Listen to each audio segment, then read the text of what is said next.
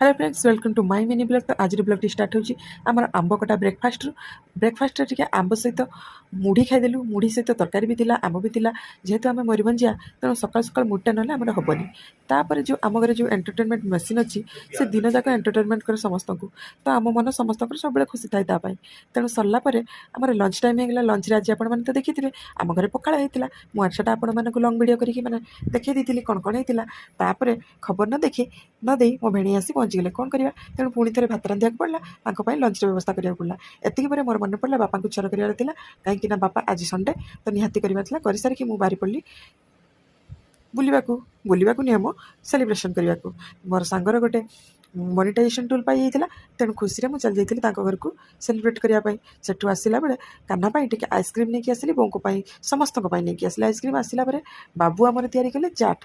चाट देखो एत सुंदर से चाट करते आप माने मार्केट रू खाया भूली जाए। चाट खाई सारी काना को शुई सारापर टिके वीडियो एडिटिंग कली तापर शेष में आपण मानी भिडियोटी मुझे आसली। आज मिनी ब्लॉगटी आपको केमी लगे निश्चय कमेंट करेंगे। आदि बेसी भल लगी गोटे लाइक टी मारिदेवे। आदि ताठू टे बेसी भल लगी सेयार करदे। Thank you. जय जगन्नाथ। मो वीडियो को देखिए बिल्कुल भी भूलें।